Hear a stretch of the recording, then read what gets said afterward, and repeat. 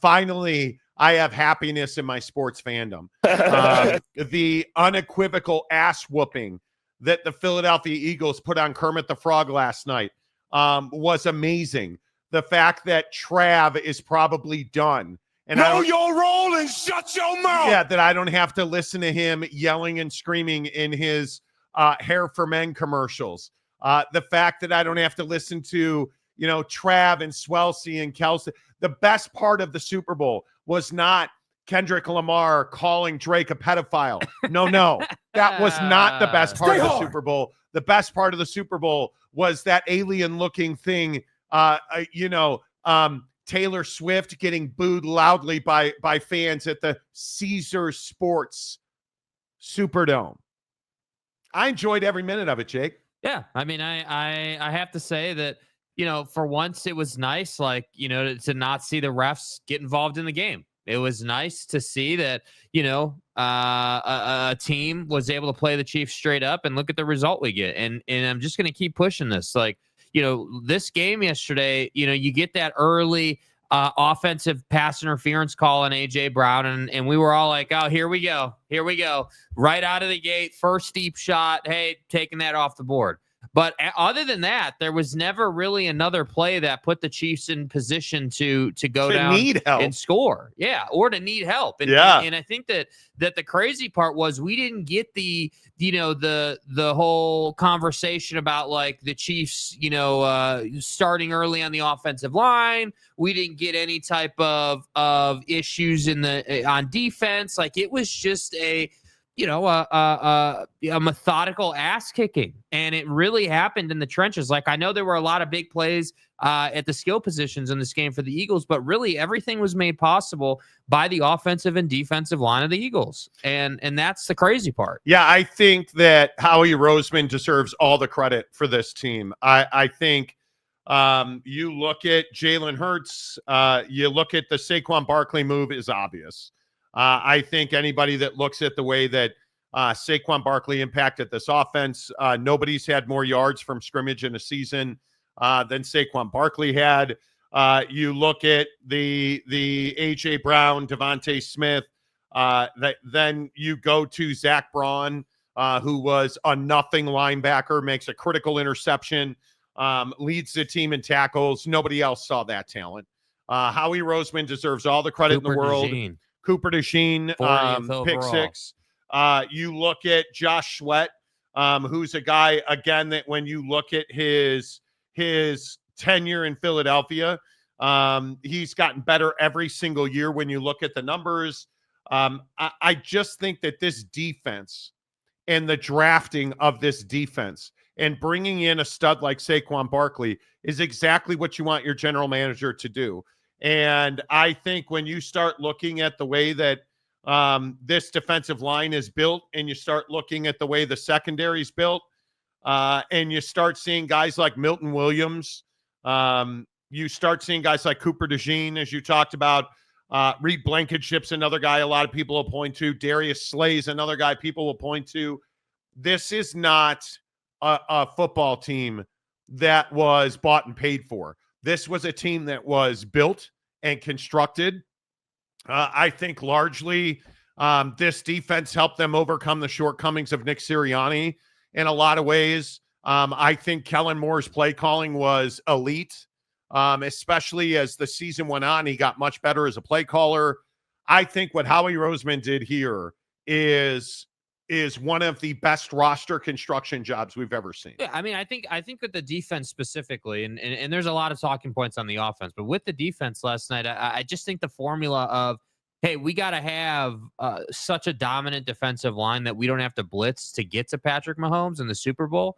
That formula is really what powered them. And, the turnovers by Patrick Mahomes, essentially giving them 14 points, the lack of a run game out of Kansas City, the lack of any type of threat from Xavier Worthy, the drops from the Chiefs. The Chiefs never got in any type of rhythm offensively, and they only really scored when the Eagles kind of took their foot off the gas defensively, which you could clearly see later in the game. So I just, I felt like the Chiefs, all the deficiencies finally got exposed by a better team. And that's often what we see in championship games in sports. Hey, two really good teams that have different formulas to get to the NBA finals or to get to the Super Bowl or to get here or there, their weaknesses are exposed because of the 2 weeks of preparation. And I feel like that's what happened here. Like, notice nobody's saying,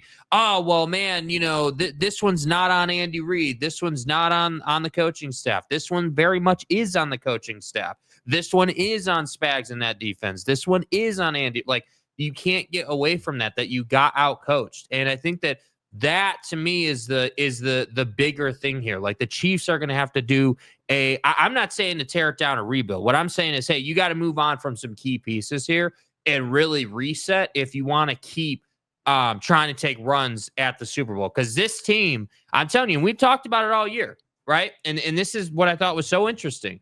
This team shows up to the Super Bowl and the arrogance is on full display. The suit, the green suit, the bravado, hey, we're the Chiefs, we're better than you. That was on full display. And I felt like this energy right here out of Patrick Mahomes is exactly, in my opinion, what's wrong with this team. I'm all down with, hey, we've won multiple Super Bowls. Like, I'm the best quarterback in the league. I don't think anyone disagrees with that. But the reality is you can't walk into the Super Bowl taunting the other team with what you're wearing and then go out and throw 2 picks, including a pick 6, and get your doors blown off. That doesn't work. And so, in my opinion, I do think that guys like Travis Kelce, it's time to retire, bro. You were nothing yesterday. You helped Patrick in no way, shape, or form yesterday. And at some point, you got to be able to run the football if you're the Chiefs. Yeah, I think it would be easy to overreact today to just how terrible Patrick Mahomes was. And I think that's the story of this Eagles team. The Jalen Hurts winning the MVP, okay, great. This team was built on defense. This team won the Super Bowl on defense. I think that it is without question. Patrick Mahomes chose the worst time to have his worst ever performance as a quarterback. I mean, the 2 interceptions he threw were horrendous throws, just terrible decisions. You obviously sped him up, maybe is the right way to say it, with the domination up front. But let's not make any mistake about it. This was a terrible performance by this offense because the Eagles defense was 100% dominant. They were better than the Chiefs offensive line. The corners were on lock. And at some point, you're going to have to find a running back in Kansas City who can run the football for you 25 to 30 times a game. Because Patrick Mahomes, and we can have this debate about the greatness of Patrick Mahomes, or Patrick Mahomes has shown you that if you can get pressure on him, he will make mistakes. And you look at what happened to Patrick Mahomes in this game, there was no fear that they were going to run the football. None whatsoever. They did not blitz a single time in this game, and they still dominated that Chiefs offensive line, and they still dominated Patrick Mahomes. And I think the hardest part, if you're a Chiefs fan, is your dynasty is dead. It is over. You can not only look at this offense and say, okay, well, we probably are a offensive lineman short. We are definitely 2 running backs short. The truth is, Chris Jones is in real trouble of not being a dominant force in the middle of a defense anymore. He is clearly going to have knee surgery. You look at this defense that wants to play man consistently. You cannot play man coverage on the regular in this league and think that you are going to win at a high level. The Super Bowl loss in the dynasty in Kansas City isn't dead because of Patrick Mahomes or Andy Reid. It's dead because it never evolved from what it ever was. That's why this dynasty is dead. And until you figure out, you have to run the football and you have to be able to be more diverse on defense, you're not going to come back and be a dominant team next year. And yes, the Chiefs somehow, some way are plus 650 to win the Super Bowl next year. I understand it. There is a default belief in Andy Reid and Patrick Mahomes. Patrick Mahomes got his ass kicked last night. He got exposed, and there is not any one single person in this country who is happier to see Patrick Mahomes lose than I am. He and his sexually assaulting brother can disappear now. Right? Kermit the Frog and his arrogance and his eagle green suit. Screw you, Patrick Mahomes. This is what's wrong with the Chiefs. This is why Kansas City is one of the most overrated barbecue towns in the entire country, because you do things like show up at the Super Bowl wearing the opponent's colors. And no, I do not think that this is some minor thing and I'm making too much of it. You were trying to be an asshole, and boy, weren't you? Yeah. I completely agree. And I think that, I think that the whole, hey, Patrick Mahomes is the greatest ever and he's just going to steamroll his way to 7 and, he's going to get 8 and it's all going to be amazing. This is the same type of energy we had when LeBron went to Miami with D Wade and Bosh and they said they were going to win 13 rings. Like it's the same thing. And yes, I will give Patrick Mahomes a little bit of leash and say I think the Super Bowl is one of the hardest trophies to win in sports. But the reality of the situation is we can't forget what the narrative was coming into this game. The narrative was, hey, we're going to do something that's never been done. The narrative was, hey, we have a-hole reporters asking you, do you love Taylor Swift more? Do you love 15-yard roughing the passer penalties more? And everyone was all up in their feels. The pass interference call, the pass interference call in the first quarter, the first throw of the game, essentially, tells you exactly what the refs were prepared to do to help the Chiefs win this game. And the Eagles defense wasn't having it. Yeah. And I'm here for it. Yeah. And I also think that ultimately the Chiefs, you're going to have to, I like what you said, they're going to have to evolve. Like this whole concept of, hey, Pat's just going to run around all game and make the best of it doesn't work. It's not sustainable. How did that no-look throw that you made over the middle of the field turn out? How did that? Oh, that's right. It was picked off. Oh, so cute. Oh, look at Patrick. He's throwing and he's not looking where he's throwing. Yeah, unfortunately, not looking means you didn't see the linebacker there, Kermit. Bummer for you, brah. And I thought it was nice to see. Now, I had hoped that Patrick Mahomes would get carted off. Anyway, the point is, I'm kidding. It was nice to see him get physically abused. The way that his brother physically abused a bartender, it was nice to see Kermit the Frog get physically abused by the Eagles defense. I was here for every snap of it. Yeah. I was so glad they did not call that hit to the head that they surely should have called. Yeah, there were multiple calls in this game. I was surprised that did not draw a flag. I mean, it was one of those deals where we're watching this game and I'm like, yeah, the Chiefs are not getting the calls that they typically get. And they're just not in this game. What was it? I think 24-0 at the half or whatever it was. Like you're just not competitive at that point. And I think that to me is the biggest storyline coming out of this game. Hey, that Chiefs felt so good. Yeah, the Chiefs aren't getting calls, and what do you know? They're down by 4 possessions at one point, I believe it was. Like that's where I say like. All the nonsense from, Roger Goodell and, the officiating committee. Like, is it any coincidence that the officiating committee in the week leading up to Super Bowl said that, oh, it's ridiculous that people are slandering us for the way we officiate Chiefs games?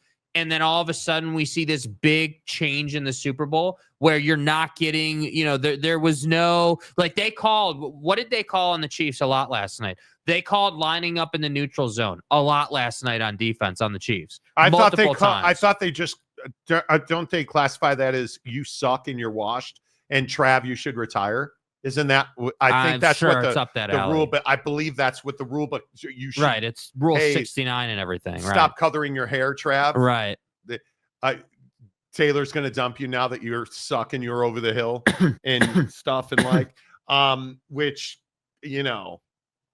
what does this win say about Jalen Hurts?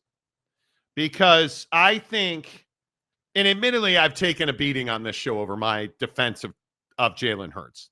Admittedly, Jalen Hurts is not, he's not Patrick Mahomes. He's not Caleb Williams, right? Like he's not, what I have to deal with. He's not Jaden Daniels. He's not Caleb Williams.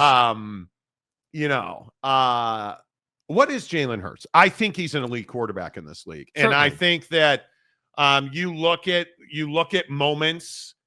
Obviously, this is going to be an iconic moment. He's going to hang this on his wall. Yeah. Right. But my question is, what is Jalen Hurts as a quarterback? I think Jalen Hurts is a guy who performed exceptionally well. The interception was a horrendous throw. Obviously, it's a footnote now because they dominated. But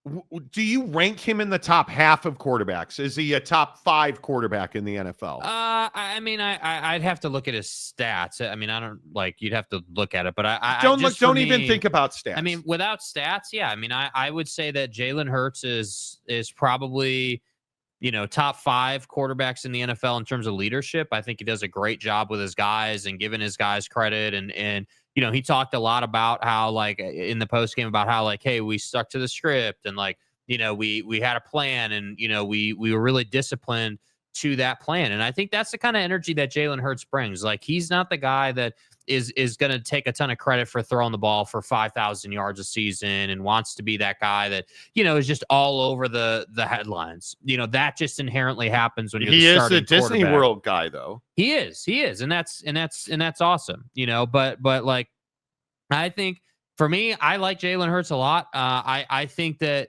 the personalities on that team, like last night early in the game when AJ Brown was frustrated on the sideline, because he wasn't getting the ball. I was like, yeah, I'd be frustrated too. You had multiple chances to put this team away early in the second quarter and just couldn't get it to him. But I don't think that that's necessarily a product of Jalen Hurts. I think that that's a product of the culture Nick Sirianni has set up on the team. And Jalen Hurts oftentimes finds himself trying to fix those situations a little bit. So for me, in terms of, like, if you said, hey, who are the top 5 quarterbacks in the league? Yeah, there's probably 5-6 guys who are better than Jalen. But if you said to me, hey, like, who do you want to lead your locker room? I think he's very much on the short list of guys that I would want to do that. I think if we look at quarterbacks in the regular season, because we all do this thing where we only take stats. I think Jalen Hurts was bottom half of starters in the NFL in statistics when it comes to passing, completion percentage. I look at that moment that I always talk about. And I say, I need a quarterback to stand in the pocket and deliver the football. Jalen Hurts does that in the Super Bowl. And he's now not once, but twice massively outperformed Kermit the Frog. Mm-hmm. I'm sorry, Patrick Mahomes. I mixed his middle name in there too much. Right. But he's outperformed Patrick Mahomes not once, but twice, and significantly.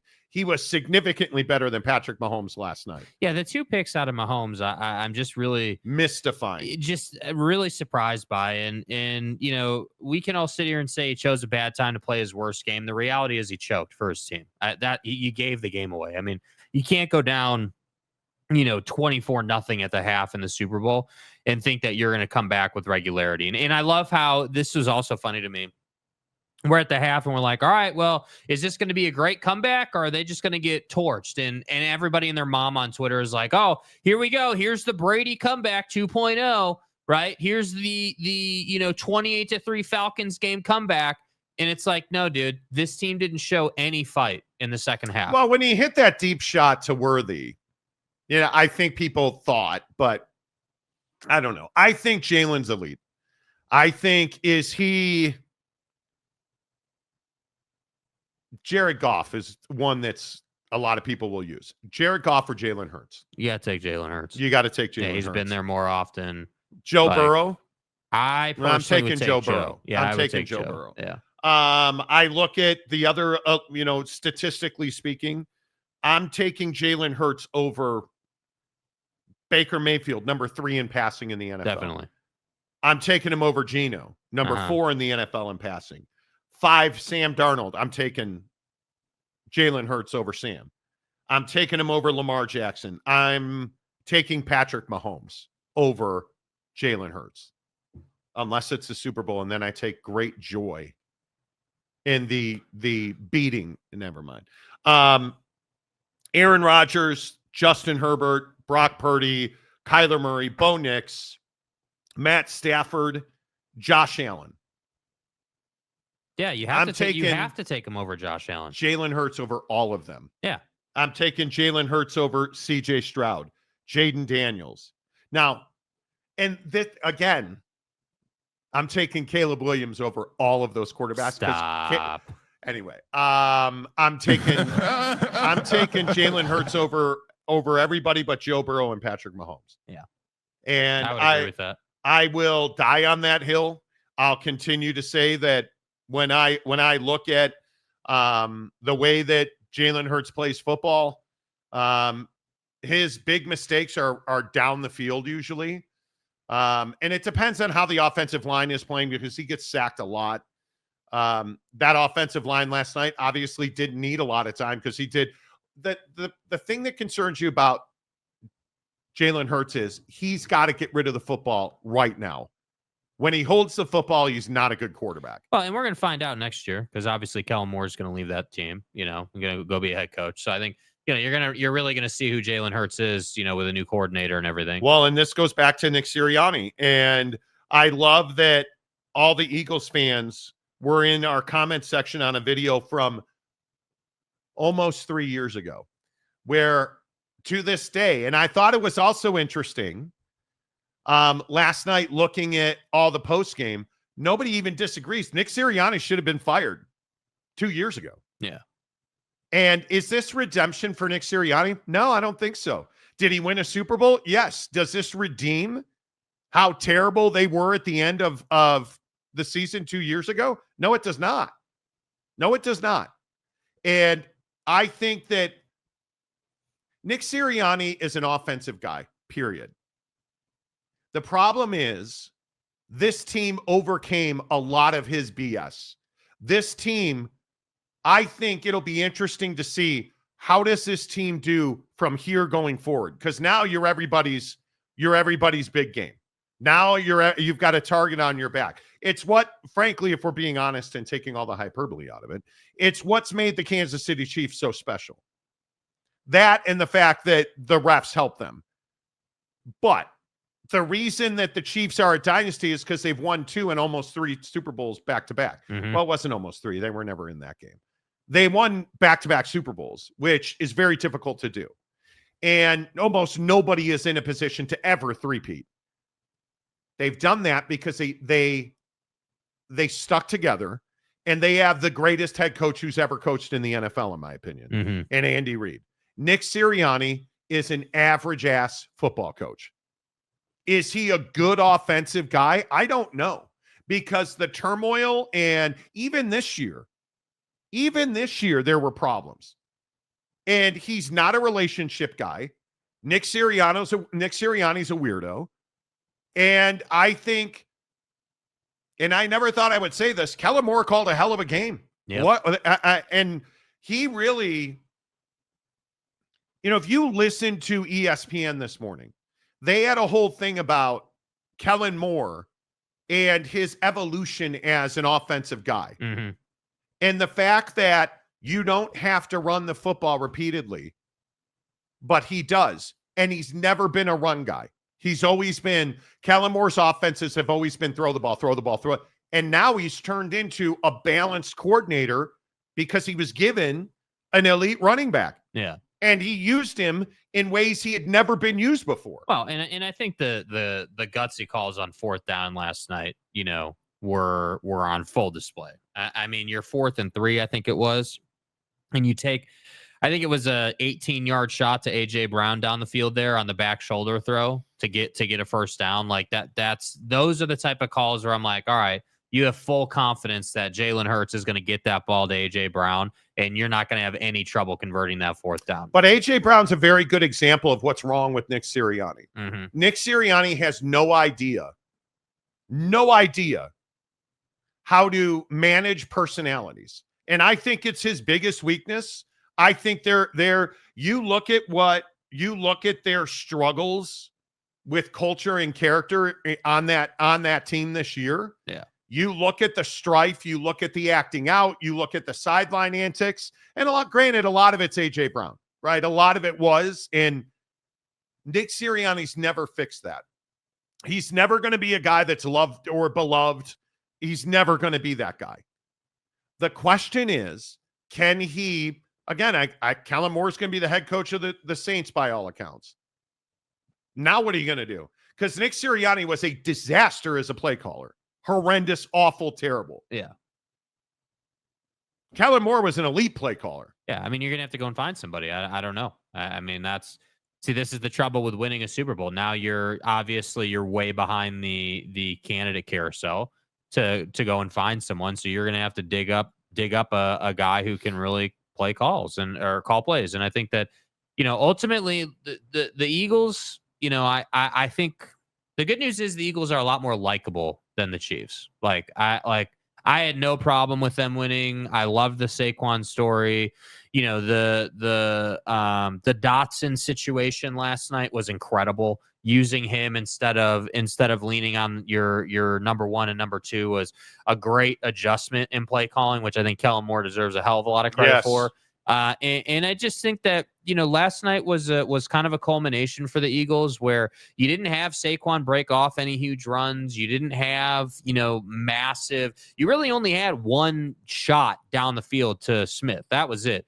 I think that was the late third quarter bomb that they had hit there. It might have been fourth quarter, but it wasn't like you had all these huge plays. What you did really well, though, and we're sitting here talking about it last night watching the game, I loved the fact that when they got ahead by 3 scores, you could clearly see the mentality shift to, hey, we're not going to snap the football with more than 10 seconds left on the play clock. And then we're going to be really intentional about, continuing to push down the field. Like they had, I think it was 3 drives in a row where it was like 7 or 8 play drives, and then they kicked a field goal, which in that situation is fine. Typically, you wouldn't want to just leave it out on the field for a field goal. But in that situation, great. Chew up 7-8 minutes of game clock, go down and get 3 points and keep extending the lead.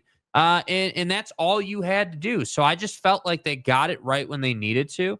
And yeah, it's going to be hard for them, I feel like, to get back to the Super Bowl next year, because I do think that Joe Burrow and company will return next year and will be much better. And I do think that the league is going to come for them a little bit. And not having a great offensive coordinator is going to be a challenge. Yeah, I think when you look at it, you lose Kellen Moore. And this will be, is this, what do you do to replace Kellen Moore? I think is a huge question. Yeah. Because you can't have the Brian Johnson, Shane Steichen situation again. You can't, because I think you look at how Sirianni's inability to close last year, the 2023 season. And you wind up firing your coordinators. You wind up hiring Kellen Moore, who now, again, you're going to turn over an offensive coordinator. This is not ideal. My biggest question in their offseason is, what does their coaching staff look like as we head to 2025, 26? Yeah. As we head into next season, how do you keep a cohesive group together who's had nothing but turnover and tumult on their coaching staff? Because this, and Howie Roseman, I think, is the reason they won this Super Bowl. And I will continue to say there's not an Eagle fan who thinks that Shane Steichen should have kept his job. Now, are you happy he did? I don't even know if Eagles fans are happy he kept his job. I think you're just thrilled at this roster and the roster construction. Not to be redundant, the roster construction is what won you this Super Bowl. 100%. The offensive play calling is what won you this Super Bowl. And I'll be very interested to see if they're able to keep some semblance of flow, because that's what their offense last night just flowed nicely. Now, I don't love the way that Jalen Hurts threw that interception or all the field goals they were kicking. But we were sitting there watching the game, and we just kept saying, man, they're burning clock. Yeah. They're burning clock. Kellen Moore's commitment to the run game, I think it is very easy to go away from the run when you have that group of wide receivers and you have that quarterback who is so capable at times of putting the ball in time and space, and he's still stuck with the run, even with Saquon struggling. And Barkley averaged 2.3 yards a carry last night.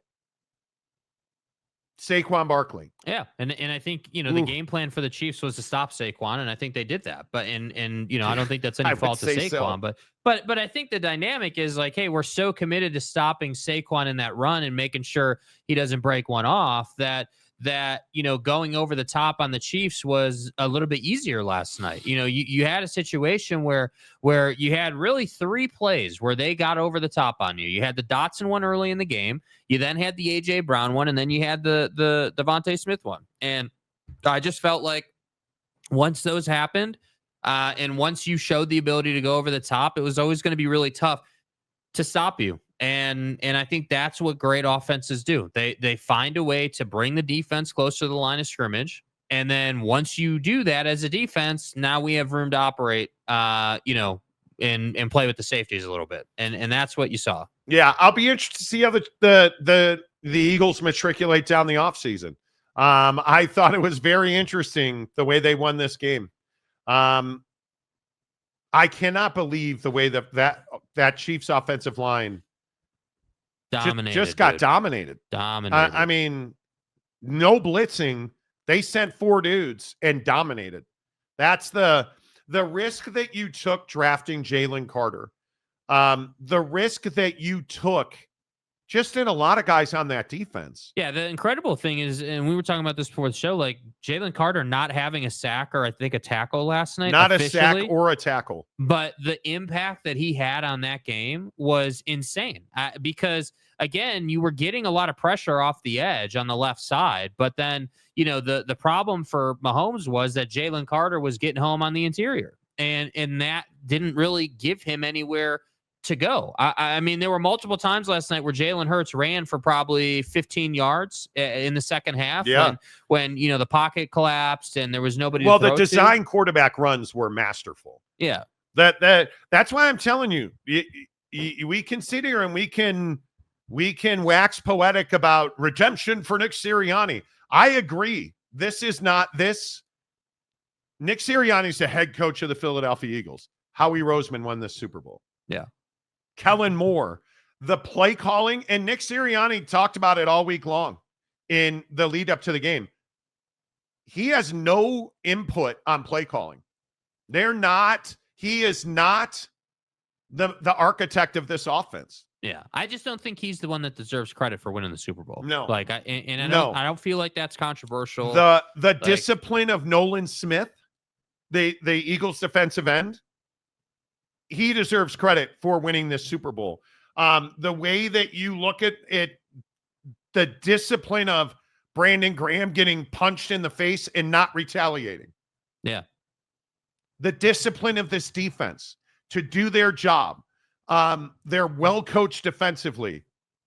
They executed. The risk you took on Jalen Carter in the middle of that defense completely paid off. The Cooper DeJean pick. How does he make that play? How on earth does Zach Bond make that interception on a guy that was left for dead that nobody else wanted? Yeah, that was the interception where I was like, okay, your linebackers are making hands catches. Like, that's crazy. Josh Sweat absolutely dominating. Absolutely dominating off the edge. Probably should have been the MVP. I mean, I'm not even being a hater. Jalen Hurts is a starting quarterback, and that's why he won the MVP, in my opinion, and 3 touchdowns. Sweat probably deserved the MVP of the game.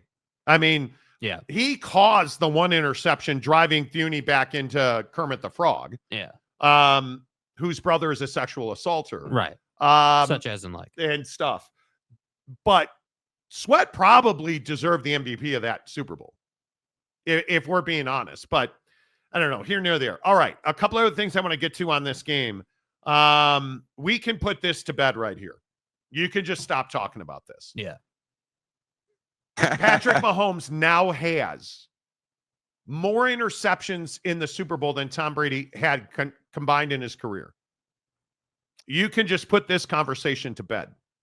And you look at Patrick Mahomes, I think he needs a strong dose of some humble pie. Humble freaking pie. Because Chiefs fans, you can spin this any way you want. You can't show up wearing that suit. And everybody noticed it. Your arrogance. Well, that was the point, though. He wanted everybody to notice it. That's the thing. Your arrogance, your unwillingness to understand that there was, and I don't know how to break this down for you. There was a chance you were going to lose this game. And I'm not sure. You listen to Andy Reid talk. This is what Patrick Mahomes should sound like. Yeah, listen, they all hurt. You get this far. You battled your tail off to get this far. Very, very hard to do. And, you know, it's we spent a lot of time doing this. And it's not a hobby, right? So we're in it the whole way, and spent a lot of hours doing it as players, as coaches. So it's going to hurt. They all hurt when you get to this level and these things happen. Three-peat aside or any of that stuff, that you get this far and you don't play as well as you want to, it hurts. It's exactly right. Yeah, it's really well said. And Kermit the Frog. Credit to the Eagles, man. They played better than us from start to finish. We didn't start how we wanted to. Obviously, the turnovers hurt. And, I mean, I take all the blame for that. I mean, just those early turnovers swing the momentum of the game, and then they capitalized on them, and they scored. I mean, they scored on the one, and then they got a touchdown immediately after. So that's 14 points that I kind of gave them, and it's hard to come back from that in the Super Bowl. And so just didn't play to my standard, and I have to be better next time. It isn't that – so you didn't play as well as you could have played. It wasn't that you got physically dominated. It wasn't that your slick-ass, no-look interception throw was a problem. The guy is just so full of arrogance. The guy, and I understand you're a quarterback in the NFL. You're the best quarterback in the NFL. Totally get it.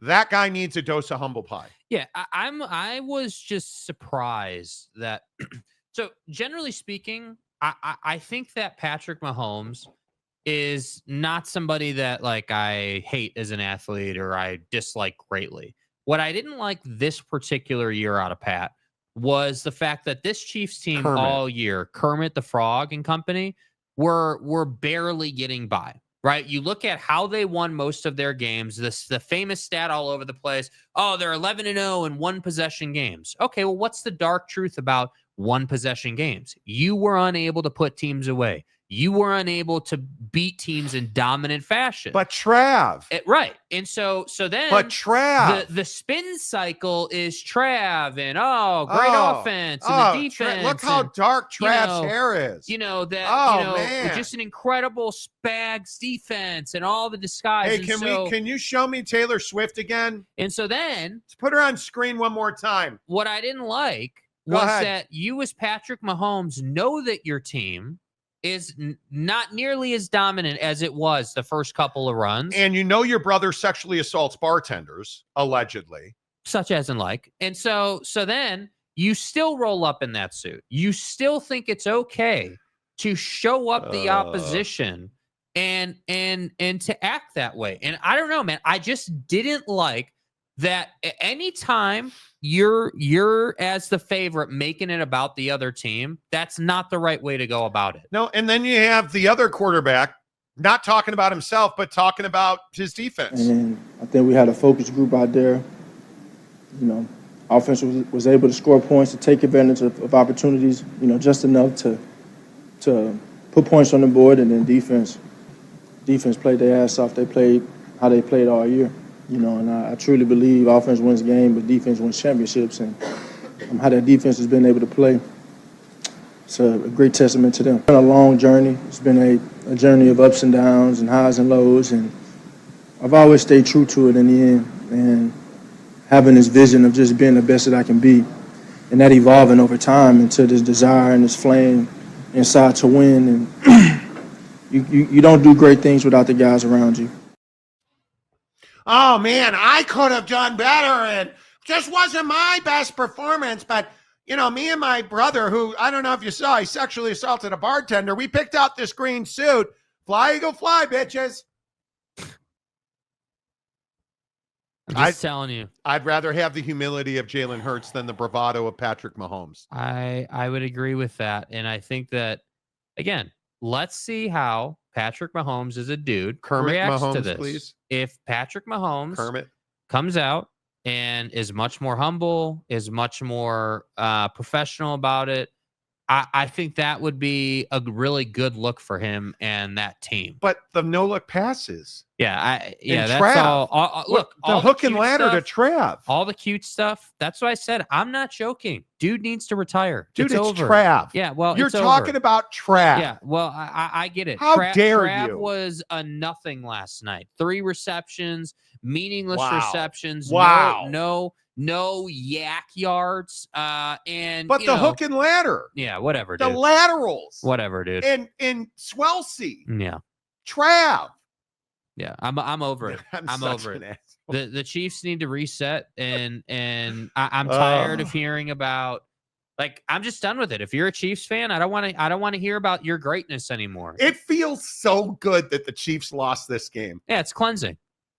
Yes, it's Yeah. a high colonic. Yeah, it dude. feels like you can just flush it all out now.